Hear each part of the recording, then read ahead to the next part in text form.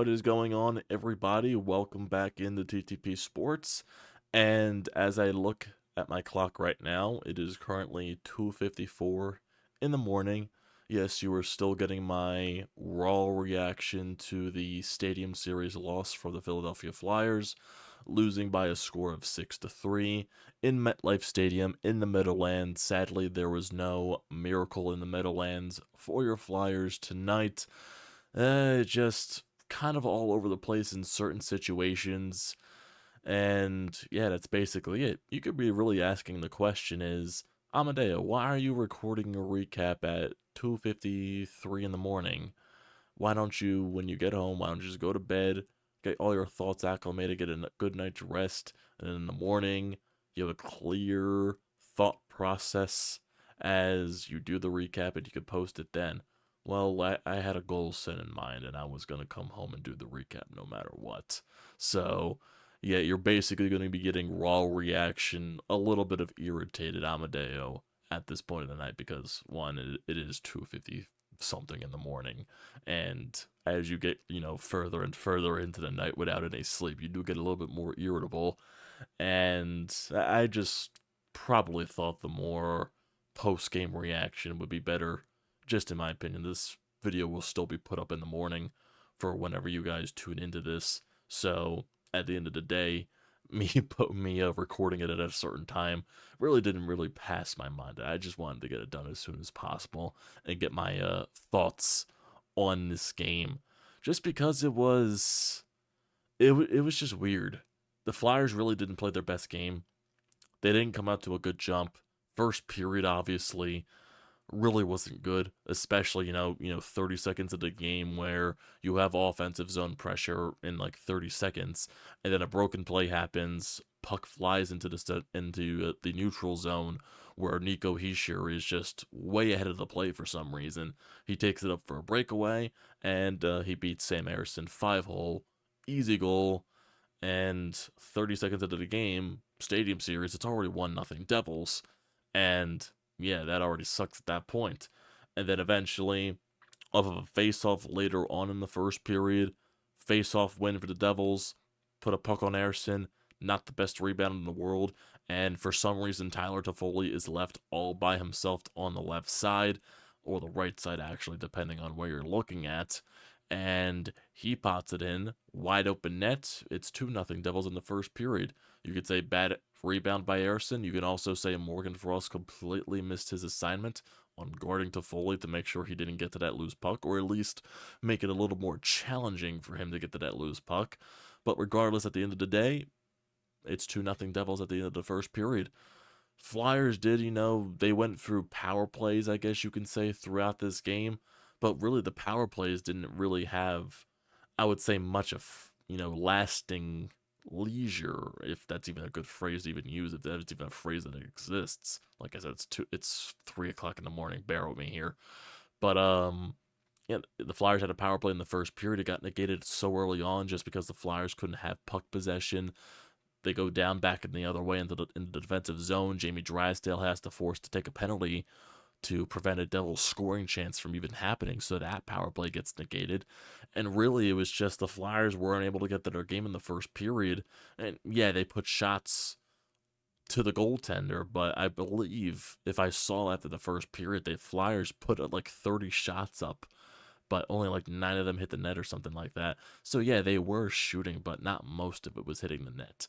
So it was just a bad first period, and everything there, it was just sloppy. Second period does get better.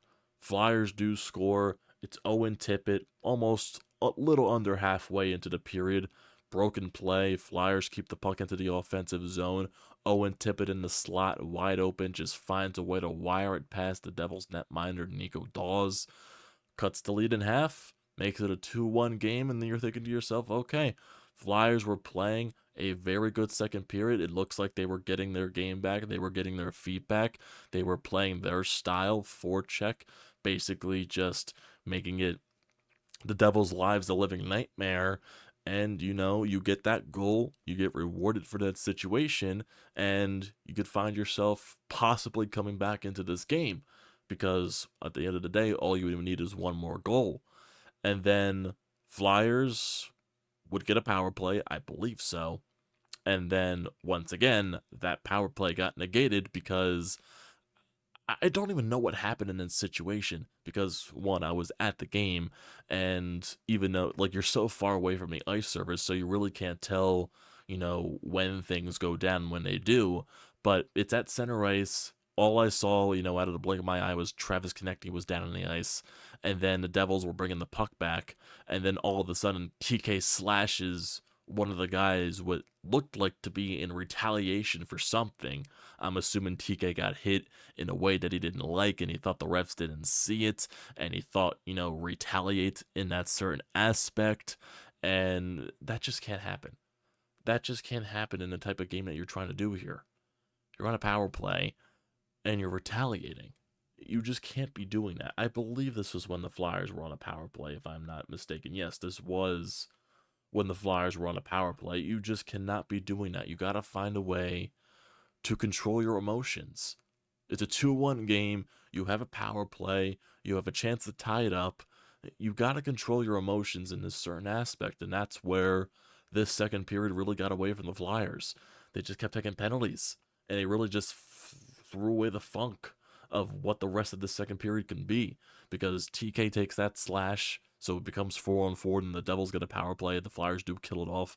The Flyers did kill off every single Devils power play in this game, but really it didn't provide any type of momentum push or anything like that. Honestly, it really killed the momentum that the Flyers had in the second period because not that long after, Nick Seeler takes a high sticking penalty, and the Devils go right back to the power play, regardless if you killed it off or not. It's just when you're taking these many penalties in succession and basically directly after you make it a 2-1 game, it really doesn't help them in the matter of the fact because really, if you look at it, right after TK takes the penalty and right after these next two ensuing power plays for the Devils, even though the Flyers do kill him off, the Devils get a little bit of a momentum going the other way, and they throw a puck on net, and once again a bad rebound by Ersson, and for some reason Smith's all the way by himself right in front of Ersson for that rebound, and he manages to bury it home. Basically just easy pickings right there for him, and it's a 3-1 Devils lead, and then not that long after that, turnover in the neutral zone. Nathan Bastian brings the puck up and he snipes it past Ersson. And yeah, that's definitely a goal that Ersson should have back. And overall, just summary of this, Sam Ersson was not good in this game. Yes, there were situations where he did make saves, but he really didn't make saves in succession when the Flyers really needed him to, and they really needed him to make saves in that second period, especially when it was a 2-1 game. Because if Ersson's making those saves, the Flyers have a better chance of coming back into this game and possibly winning this game. There was a difference between the netminders in this game, of course, because the Flyers put up 48 shots on net, and Nico Dawes for the Devils, he was making the saves. Ersson was not. So I guess you could say this is, two very not the best game. I would say the Toronto game wasn't the best version of Ersson, but he wasn't terrible by any means. This was probably the worst game for Ersson in a little bit here. So I'm not sure what you do for this week because you do have a lot of off days in between your next game, and you really only have 2 games this week, one against Chicago and one next Saturday against the New York Rangers. So maybe this is just in my opinion. So you get 3 days off from between now and the Chicago game on Wednesday. Personally, I would start Cal Peterson. I would give Sam Ersson this entire week off because still at the end of the day, you got to realize Sam Erson's still a very young goaltender in this league. It's his rookie season, even though he did play in a small sample size last season, didn't fully qualify as a rookie. This year is his rookie season, and everything with the whole Carter Hart situation, he's being thrust into the #1 role, and I'm sure John Tortorella understands this situation. He doesn't want to run his young goaltender into the dirt, so this is where a situation where, okay, he maybe has a couple of sluggish games in a row. Throw Cal Peterson in there next week against, Chicago, and that'll give Sam Ersson a full week off to when you get to that Rangers game next week, because at the end of the day, you're going to have to start Cal Peterson at some point. You're going to have to start him most likely. This is what I would say. Like I was saying, I would start him on Wednesday against Chicago. Then next Saturday, you start Ayrton on that Saturday against the Rangers, and then that weekend is a back-to-back with the Rangers and the Penguins. So you're gonna have to choose when you're gonna start Cal Peterson, regardless. So I would start Cal Peterson on Wednesday, Sam Ersson on Saturday, and then Cal Peterson, on the back-to-back on that Sunday against the Penguins. So it's really just pick your poison in that certain situation. But yeah, at this point, I'm sure John Tortorella understands that he should not be running Sam Ersson into the dirt. So that's basically what happened last year in the AHL with Ersson. The Phantoms used him heavily down the stretch, and when they got into the playoffs, he was just gassed. So I think Torts should understand that. And yeah, we're probably going to suffer through a few Cal Peterson games. But, is every game going to be like what he did against Seattle? I don't expect that to be the case. But if he could just be serviceable as a backup netminder and give Sam Ersson time off when he needs the time off, it's what you're going to have to do. It's what you're going to do at this point. So that's it from there. So bad goals allowed, 4-1 Devils lead. Going to the end of the second period. Flyers get a power play late. Owen Tippett once again snipes it from the slot. 4-2 game. He has 2 goals on the night. Okay, 4-2 game. Anything could happen in the third period if you play your best hockey. And it goes right down the drain immediately. Nico Hischier snipes it past Sam Ersson early on in the third. Comes the 5-2 game. And then all of a sudden, Nick Seeler out of nowhere with a clap bomb. I have no idea. Well, not a clap bomb. He wristed on net. And really, no one knew the puck was in the net until eventually everyone saw it in the net. So it was kind of one of those weird goal situations. And Nick Seeler was the guy to end up scoring the goal. So I was definitely not having that on my bingo sheet. Nick Seeler scoring a goal in this Stadium Series game. So it happens. 5-3. And then, John Tortorella decides to pull the Ersson with like 3 minutes left or something like that. Devils eventually scored the empty netter. Final 6-3. It just wasn't the best night for the Flyers. Torts said it, properly in the post-game press conference that he thought they had a chance to come back in that second period, but it was really just the penalties that completely changed anything that they had going into the rest of that period. Just because you make it 2-1, you instantly get a power play, and then TK does that stupid retaliation. You just need to figure out when to control your emotions. You do. You do. And yeah, it does look like there's some type of, animosity brewing between these two teams. There was some post-game stuff from the Devils side, kind of chirping the Flyers fans and everything like that. So there definitely is some type of animosity right now between these two teams. So I'm sure, as the Flyers accumulate more talent and as the Devils continue to progress with their youth, I'm sure there's going to be a lot of, heated battles between these two teams for the foreseeable future, like you saw in the early, the late 90s and the early 2000s. I'm sure it's going to find a way to repeat itself like that. And yeah, going there, the spectacle of the outdoor games, it's still a fun experience to attend in person. So yeah, I'm thankful for that. But as a Flyers fan in general, the spectacle kind of gets old when your team doesn't win. So this is the 6th Flyers outdoor game, and they've only won 1. And that one win was fluky as fuck. It was fluky as fuck. When they scored 2 goals in the final minute and a half of a game where it's downpouring in Lincoln Financial Field, and then, the whole moment with Claude Giroux in the overtime, that, Epic's, his celebration that he did after the goal, and, framed on probably a lot of Flyers fans' walls in their man caves. But it was a fluky win. It definitely was. And you're just thinking to yourself, all these outdoor games this team has played, and they've only won 1. They played 2 against Pittsburgh. They split those 2. The Winter Classic against the Rangers, they lost at Citizens Bank Park. And all the road games that they played. The one in Boston and Fenway Park, they lost. The Lake Tahoe game, they lost. And this game. So, I guess you could say they're 1-4-1 in outdoor games, because that one game in Fenway Park against Boston that they lost was in overtime. I mean, you could always say they're just due for it to go in the right direction, but it's just like this team just doesn't have the luck in outdoor games for some reason. Because yes, sometimes these things can be very fluky. The outdoor games, just with the conditions and all that stuff. There's really no excuse for that in the entire aspect of things. It's just annoying at the end of the day when you travel as a fan and all that stuff, and you go to these outdoor games, and your team just sucks in them. Historically, it ruins the experience, in my honest opinion. It does. It does a little bit, just a little bit. I would like to see the Flyers win, and this is the last time I'm going to a game in New Jersey, just for that, because the past 3 times I've been to a Flyers game in New Jersey against the Devils, they've lost. So that's 3 straight. I went to. So basically, me and my father, we try to go to at least one road game every season, and just so happened that the past 3 seasons it was New Jersey. The first time we wanted to go to New Jersey because that'd be the first time we did that.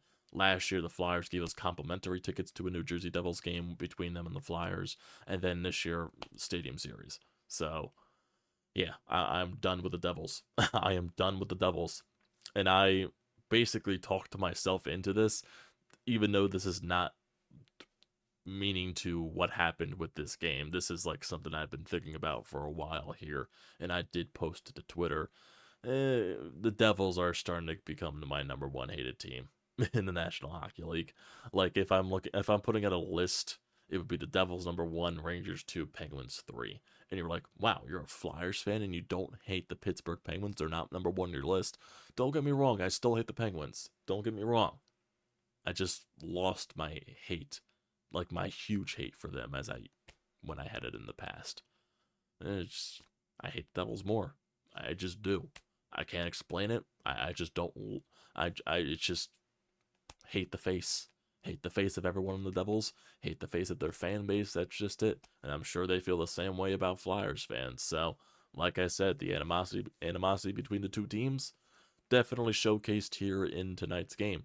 It does suck for the Flyers standpoint because you definitely could have taken a lot of advantage with the standings after this game, because coming into this you were 7 points ahead of the Devils, and now with this loss and the Devils win, it's now 5 points. If you would have won this game, you would have been 9 points ahead of them. And it also does make a difference because the Devils do have 2 games in hand on you with 5 points behind you in the standings.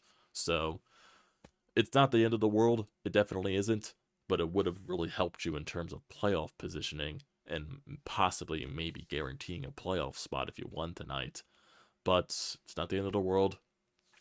Bounce back. I'm sure that's what the Flyers mentality is.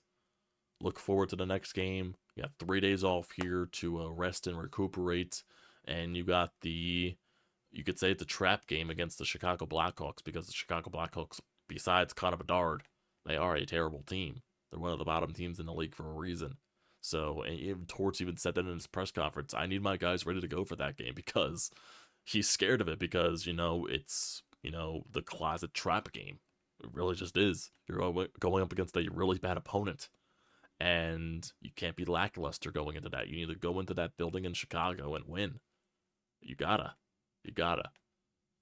Not that excited for these games to be on national television, but what are you going to do at the end of the day?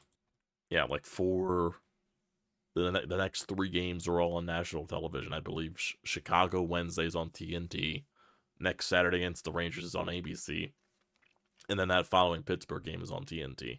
So, yeah, Flyers getting a lot of national coverage this weekend and this week.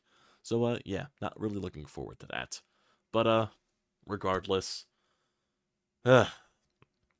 experience at the Stadium Series, it was fucking freezing.